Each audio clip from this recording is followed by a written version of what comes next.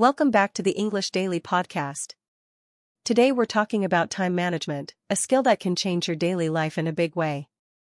That sounds useful, Anna. I think many learners hear the phrase time management, but they are not always sure what it really means. Could you explain it in simple words? Of course. Time management means using your time in a smart and organized way. It does not mean doing everything perfectly. It means choosing what matters most, avoiding waste, and finishing important tasks on time.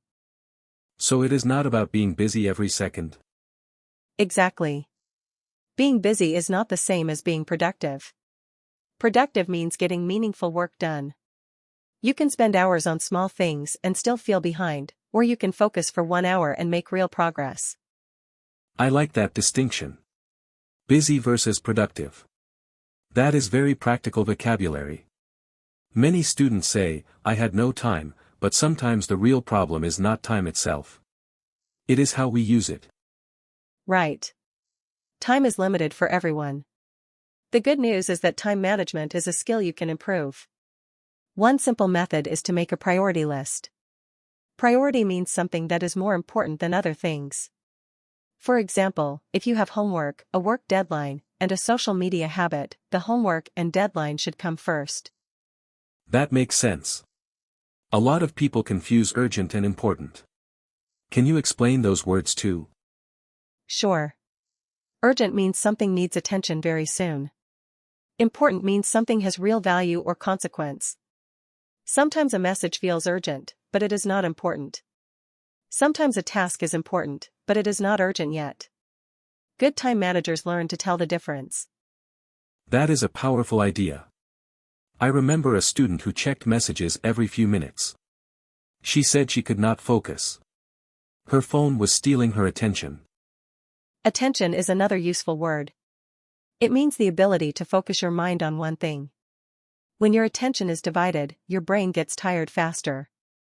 One practical tip is to work in short blocks of time. For example, study for 25 minutes, then rest for 5 minutes. This is often called the Pomodoro method. I have heard of that. Pomodoro is an Italian word for tomato, right? Yes, it is. The name is fun, and the method is simple. You set a timer, focus deeply, and then take a short break. This helps you avoid burnout. Burnout is when you feel mentally and physically exhausted, right? Yes. Burnout means too much stress for too long.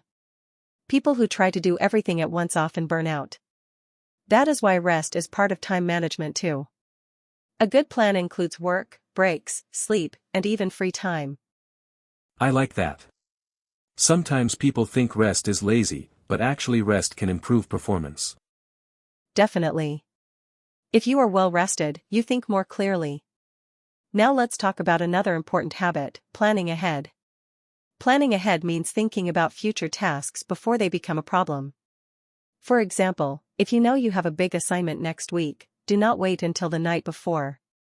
Break it into smaller steps. Smaller steps feel less scary.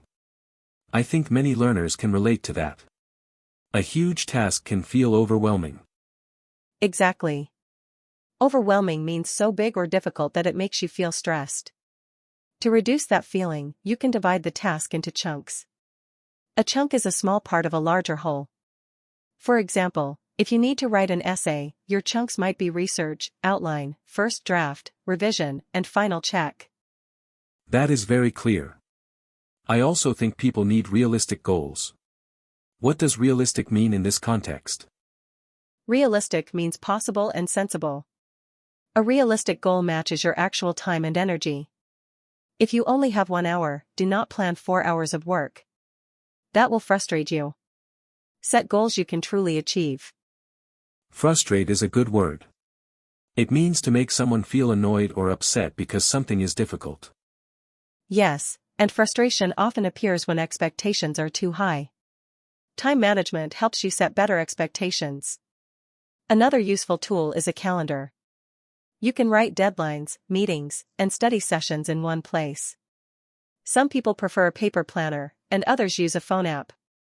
I use a phone app, but I sometimes forget to check it. Maybe the best tool is the one you actually use consistently. That is a great point.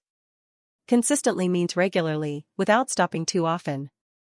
A simple system that you use every day is better than a complicated system that you ignore. For example, every night you can ask yourself 3 questions: what must I do tomorrow? What can wait? What can I remove? Remove is interesting. Many people forget that time management is also about saying no. Yes. Saying no is a strong but healthy skill. If your schedule is full, adding one more thing can hurt your progress. Protecting your time is not selfish. It is responsible. That is an important message for learners. Sometimes we want to please everyone, so we accept too many commitments. Exactly. Commitment means a promise or responsibility. Too many commitments can create stress. A healthy schedule has balance. That means work, learning, rest, and personal life all have space. Balance is another helpful word. It suggests that different parts of life are in a good proportion. Perfect explanation. Let's make this practical.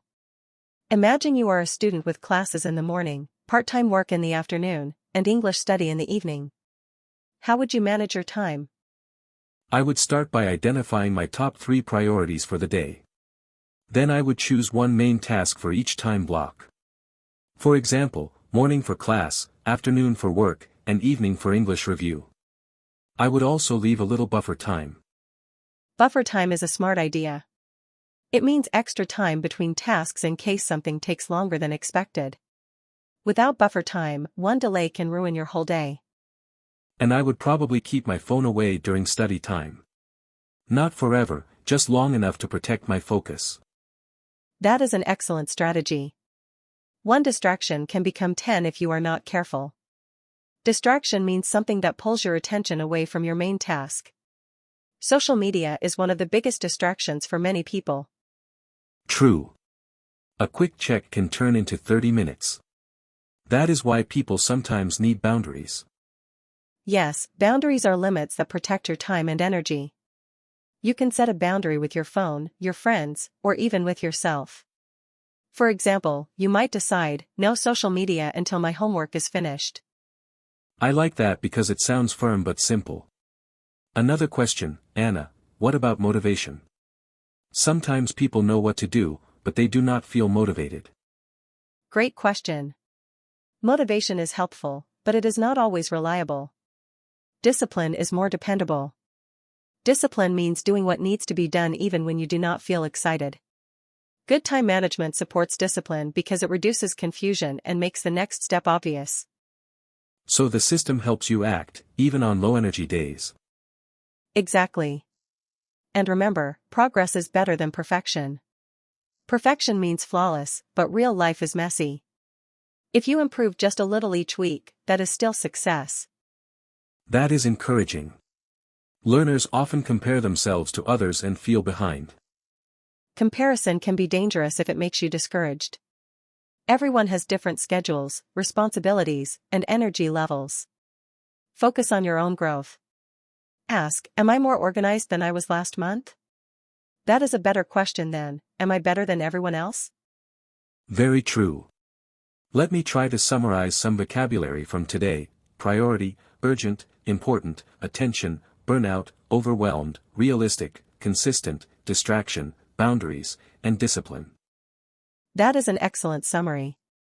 And here are the key tips: make a priority list, break big tasks into smaller chunks, use short focus sessions, plan ahead, include rest, protect your attention, and keep your system simple. If listeners apply even 2 or 3 of those tips, their daily life could become much easier. Absolutely. Time management is not about controlling every minute. It is about making better choices with the time you have. And that is a skill useful for students, workers, parents, and anyone trying to reach a goal. Exactly. So here is your challenge for today: write down your 3 top priorities for tomorrow, choose one distraction to reduce, and schedule one short break. Great challenge. Thanks for listening to the English Daily Podcast. We hope today's episode helped you understand time management in a clear and practical way. Remember the main points: Focus on what matters, break work into smaller steps, stay realistic, protect your attention, and keep balance in your life. If this episode helped you, subscribe and come back for more English practice every day. See you next time.